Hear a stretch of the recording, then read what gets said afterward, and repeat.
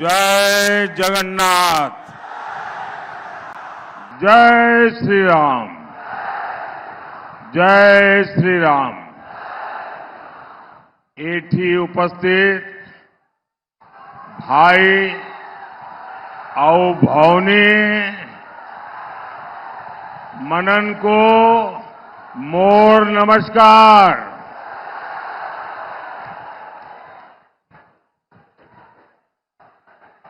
मैं देख रहा हूं यहां एक माताजी एक छवि लेके आई है। इस उम्र में भी वो कब से ऐसे ही खड़ी है। मां, मैं आपको प्रणाम करता हूं।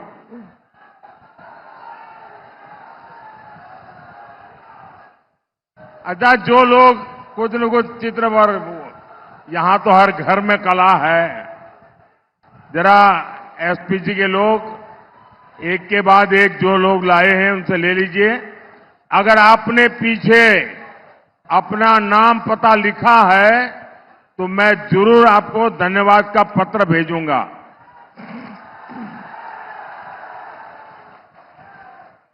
सबसे ले लीजिए। बड़े प्यार से लाए हैं। वहां पीछे भी बहुत लोग हैं। अगर यहां के सिक्योरिटी वाले मदद करके इन बच्चों को, अगर उनकी बड़ी इच्छा होगी मेरे तक पहुंचने की, जरा पीछे काफी बच्चे हैं जो बहुत कुछ अच्छे अच्छे चित्र बना करके ले आए हैं। ये कला का भी सम्मान है। ये नई पीढ़ी के प्रति मेरा प्यार भी है और मेरी नई पीढ़ी की जागरूकता का मुझे आनंद भी है। शाबाश।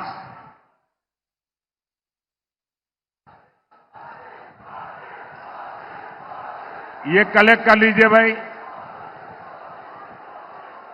देखिए कैसा बढ़िया राम और लक्ष्मण को बना करके लाए हैं।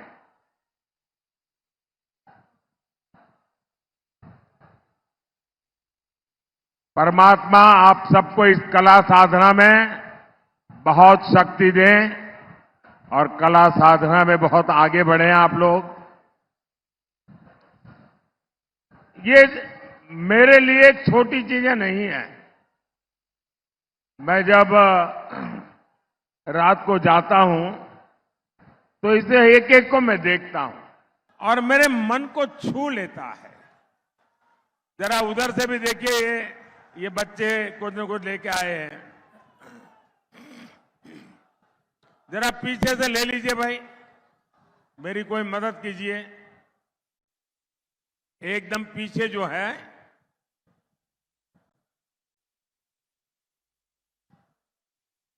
देखिए ये प्यार मेरे जीवन में बहुत मूल्यवान है जी। मैं इस प्यार को कभी भूल नहीं सकता हूं। बोलिए भारत माता की। भारत माता की। भारत माता की। साथियों, 2024 का चुनाव कल शाम 5 बजे प्रचार अभियान समाप्त हो जाएगा। पूरे देश का चुनाव प्रचार अभियान समाप्त हो जाएगा। आज 2024 की मेरी जो चुनावी सभाएं रही हैं, उड़ीसा में भी अनेक बार आया हूं। आज उड़ीसा की मेरी ये आखिरी सभा है और ये सुखद है कि भगवान बलदेव जी और माता सुभद्रा के आशीर्वाद के साथ ये पड़ाव खत्म हो रहा है। मैं इसको पड़ाव इसलिए कह रहा हूं क्योंकि 4 जून के बाद उड़ीसा विकास के एक नए सफर पर निकलने वाला है। और आज मैं आपके बीच आया हूं, इस पवित्र भूमि पर आया हूं, तो एक चीज देने के लिए आया हूं और एक लेने के लिए आया हूं। जो लेने के लिए आया हूं वो आपने मुझे देना पड़ेगा और जो देने के लिए आया हूं वो मैं आपको बता दूंगा। बताऊं? जो लेने के लिए आया हूं आप देंगे? देखिए, सबसे पहले मैं लेने वाली बात कर दूं। मैं आप सबसे आशीर्वाद लेने के लिए आया हूं।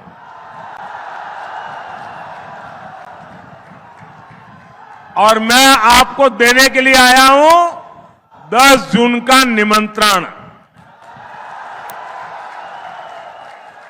10 जून को भाजपा का मुख्यमंत्री उड़ीसा में शपथ लेगा और भाजपा का मुख्यमंत्री वो उड़िया की मिट्टी में पला बड़ा यहीं का बेटा या बेटी होगा। साथियों, उड़ीसा उस टोली से मुक्ति चाहता है जो उड़ीसा सरकार और उड़ीसा की संस्कृति पर कब्जा करना चाहती है। और इसलिए उड़ीसा ने तय कर दिया है, उड़ीसा में डबल इंजन की सरकार। भाइयों और बहनों, ओडिशा ही नहीं, पूरे देश ने तीसरी बार एक मजबूत सरकार पर मुहर लगा दी है। देश ने कांग्रेस के 60 साल और भाजपा के 10 साल का काम देखा है। 10 साल पहले तक भारत में दुनिया के सबसे बड़े घोटालों की खबरें आती थी, लेकिन हमारे 10 साल में सबसे बड़े और सबसे ऊंचे निर्माण की खबरें आती है। आज दुनिया की सबसे ऊंची प्रतिमा स्टैच्यू ऑफ यूनिटी भारत में है। आज दुनिया की सबसे बड़ी ऑफिस बिल्डिंग भारत में है। एशिया के सबसे बड़े समुद्र सेतु में से एक अटल सेतु आज भारत में है। दुनिया की सबसे ऊंची टनल में से एक अटल टनल आज भारत में है।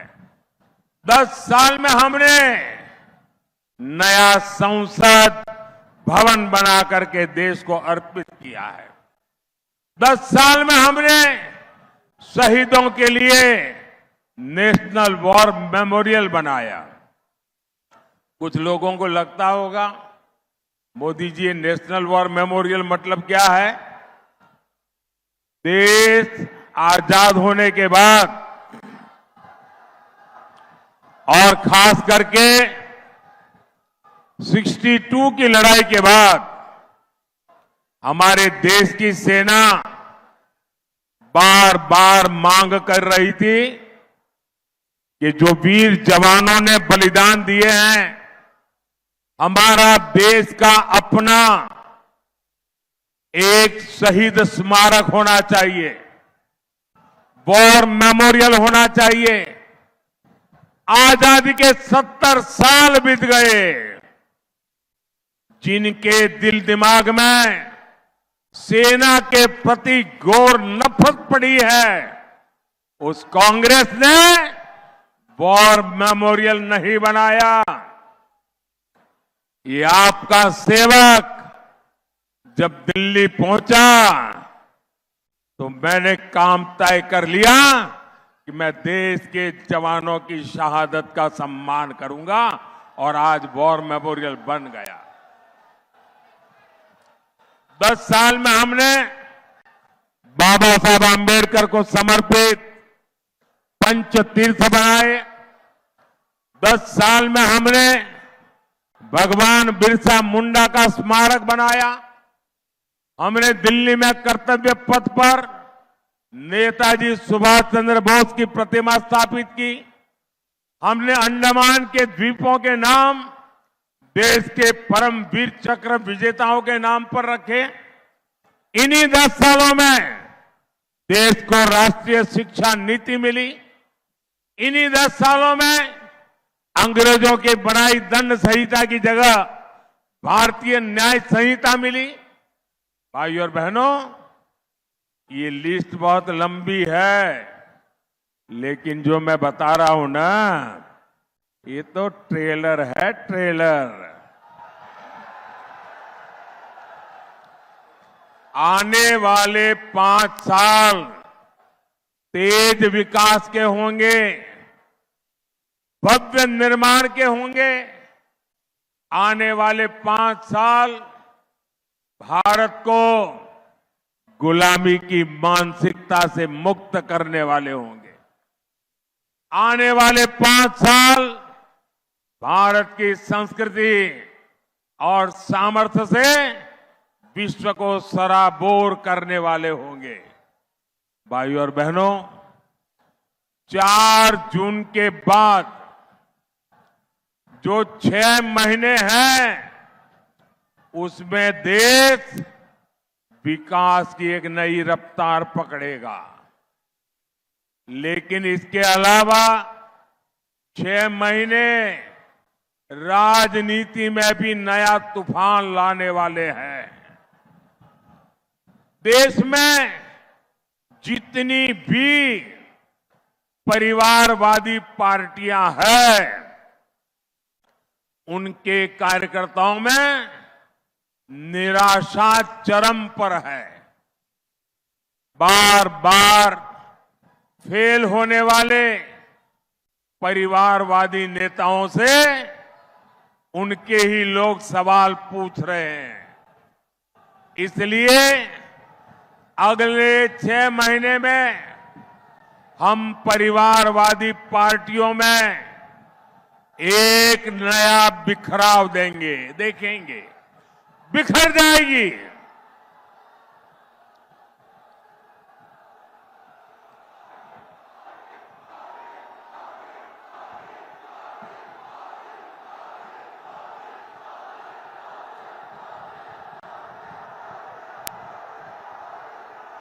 जय श्री राम। साथियों, देश को तोड़ने का सपना देख रही पार्टियों को उनके कार्यकर्ता ही तोड़ देंगे। साथियों, उड़ीसा की राजनीति में भी नया भूचाल देखने को मिलने वाला है। जिस तरह से बीजेडी के भीतर राजनीति हो रही है, उसका विस्फोट होते हुए हम देखेंगे। उड़ीसा ने हर चरण में भाजपा के एमपी और भाजपा के एमएलए के लिए बम्पर वोटिंग की है। उड़ीसा ने 25 साल बाद बदलाव के लिए वोट किया है। उड़ीसा ने दादन शासन को हटाने के लिए और उड़ीसा को विकसित बनाने के लिए वोट किया है। उड़ीसा ने भ्रष्टाचार राज को हटाने के लिए वोट किया है। उड़ीसा ने महाप्रभु के श्री रत्न भंडार को लेकर जो आशंकाएं हैं, उनको हटाने के लिए वोट दिया है। भाजपा आएगी और श्री जगन्नाथ मंदिर के सभी 4 द्वार भक्तों के लिए खोले जाएंगे। इसलिए उड़ीसा भाजपा को वोट दे रहा है। साथियों, उड़ीसा का चौतरफा विकास ये मेरा कमिटमेंट है। आपका जीवन आसान बने, आपकी चिंताएं खत्म हो, ये मोदी का संकल्प है। और इसलिए ही उड़ीसा से भाजपा ने बहुत ठोस वायदे किए हैं और मुझे खुशी है कि उड़ीसा और भाजपा ने मिलकर एक नया इतिहास रचना की तरफ कदम बढ़ाया है। उड़ीसा भाजपा ने हमारे किसान भाई बहनों को 3100 रुपये के धान एमएसपी के लिए निर्णय किया है और इसलिए हमारा किसान वोट कर रहा है। उड़ीसा की बहनों ने बड़ी आर्थिक मदद देने वाली सुभद्रा योजना के लिए वोट दिया है। उड़ीसा की बहनों ने मोदी की लखपति दीदी वाली गारंटी के लिए वोट दिया है।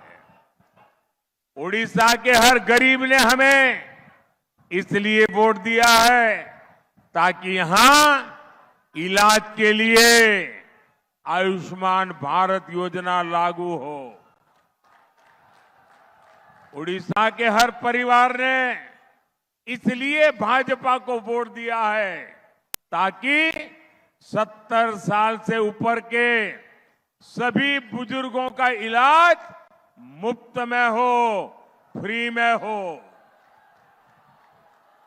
उड़ीसा के हर परिवार ने इसलिए भाजपा को वोट दिया है ताकि पीएम सूर्यघर योजना से उनका बिजली का बिल जीरो, बिजली का बिल जीरो और सरकार को बिजली बेचकर हर महीने 2,500-3 हजार रुपया अलग से कमा सके, ये मोदी की योजना है। साथियों, यहां पक्का घर देने की योजना में बीजेडी ने कितना बड़ा घोटाला किया ये आप भी जानते हैं। उड़ीसा ने भाजपा को इसलिए वोट दिया है ताकि उनका पक्का घर पक्का हो जाए, निश्चिंत हो जाए कि पक्का घर मिलेगा। अच्छा, मेरा एक काम करोगे आप लोग? जरा हाथ ऊपर करके बताइए, करोगे?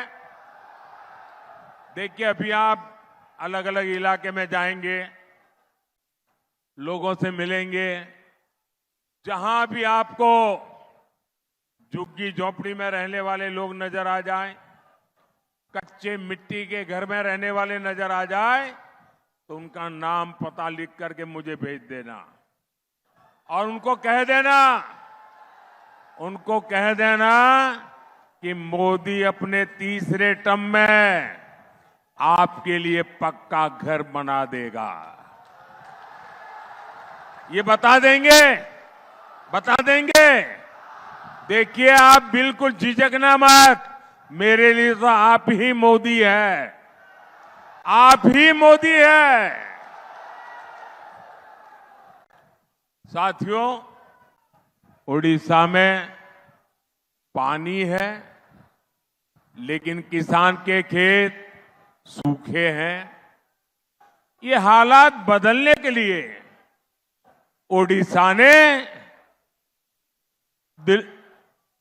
उड़ीसा में परिवर्तन के लिए वोट दिया है।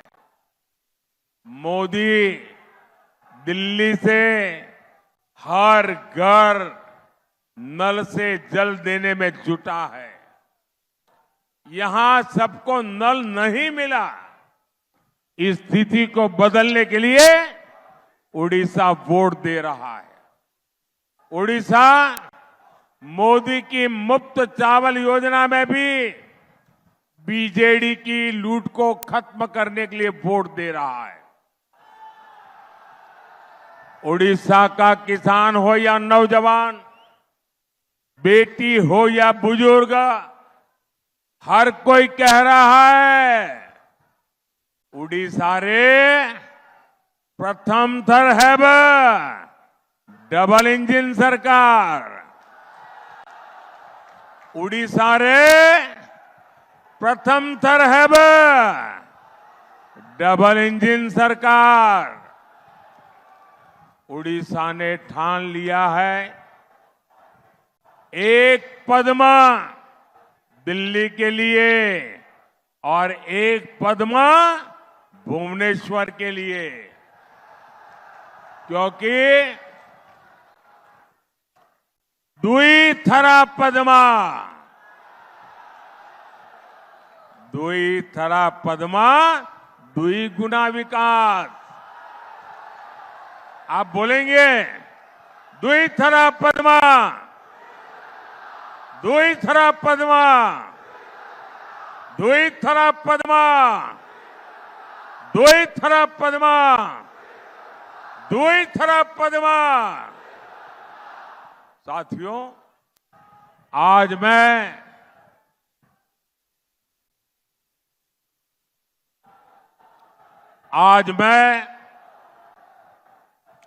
एक ऐसा भी विषय उठा रहा हूं जिसकी चर्चा आज उड़ीसा के घर घर में है।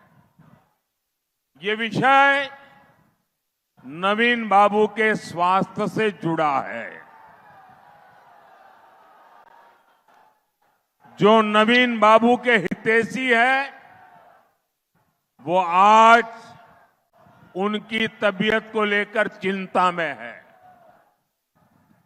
कई ऐसे लोग जो बरसों से नवीन बाबू को जानते हैं, वो मुझे बताते हैं कि अब नवीन बाबू के लिए कई प्रकार की कठिनाइयां हैं और इसलिए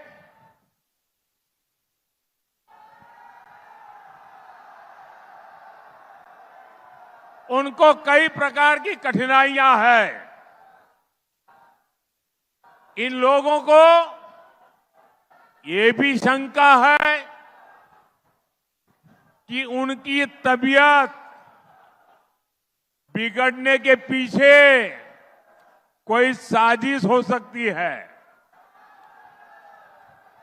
शायद उम्र में वो मुझसे छोटे हैं, उम्र में मैं उनसे बड़ा हूं, तो लोगों को चिंता होना बहुत स्वाभाविक है। इस आशंका को लेकर बीजेपी बहुत गंभीर है। भाजपा ने तय किया है कि ओडिशा में भाजपा सरकार बनने के बाद इस मामले की जांच होगी। एक स्पेशल कमेटी का गठन किया जाएगा। ये कमेटी सारी सच्चाई सामने लाएगी कि अचानक उनकी तबीयत ऐसी कैसे गिर रही है। भाइयों और बहनों, केंद्रपाड़ा सहित पूरे ओडिशा की सबसे बड़ी ताकत यहां की कोस्टलाइन है। आज भारत एक्ट ईस्ट पॉलिसी पर तेजी से काम कर रहा है। पूर्वी एशिया के साथ कनेक्टिविटी, ट्रेड और टूरिज्म पर हमारा बहुत फोकस है।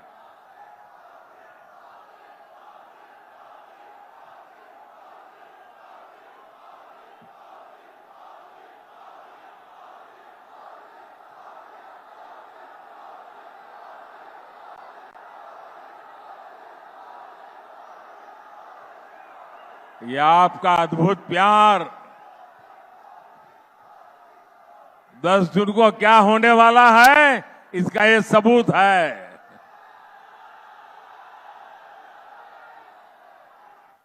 साथियों, हम पारादीप जैसे हमारे बड़े बंदरगाहों को ट्रांसफॉर्म करने पर बल दे रहे हैं। बीते 10 वर्षों में मोदी सरकार ने देश के पोर्ट्स का कायाकल्प किया है। इसकी प्रशंसा आज पूरी दुनिया कर रही है। पारादीप पोर्ट आज देश के उन बंदरगाहों में से एक है जो सबसे ज्यादा कार्गो हैंडल कर रहा है।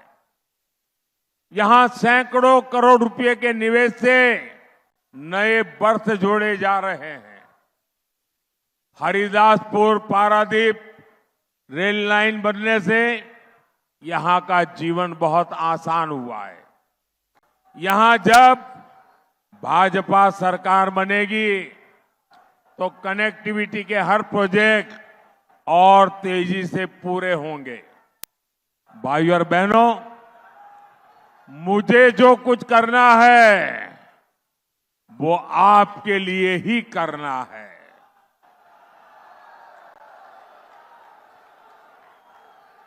आप ही मेरी विरासत है।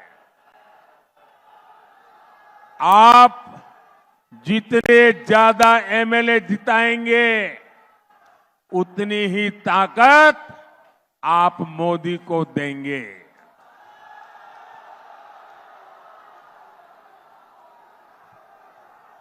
मैं हमारे जो एमएलए उम्मीदवार हैं उनसे आग्रह करूंगा, जरा आगे आ जाए सब। वहां सारे जो एमएलए के कैंडिडेट हैं, और आप मेरे मित्र बैजन जी को तो आप अच्छे से जानते ही हैं। ये बहुत कर्मठ और निष्ठावान इंसान है। इनको रिकॉर्ड मतों से विजयी बनाना है। और आप जब कमल पे बटन दबाएंगे ना तो ये सीधा मेरे खाते में जाएगा। तो भाजपा को जिताएंगे।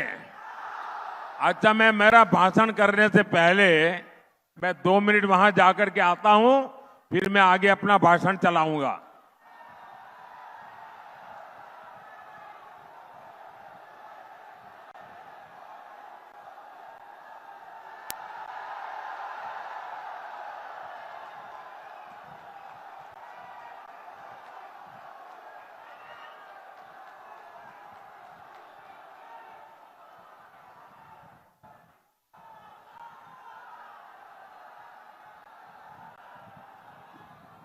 तो आप गांव-गांव जाएंगे, ज्यादा से ज्यादा मतदान करेंगे, मतदान कराएंगे, सारे पोलिंग बूथ जीतेंगे।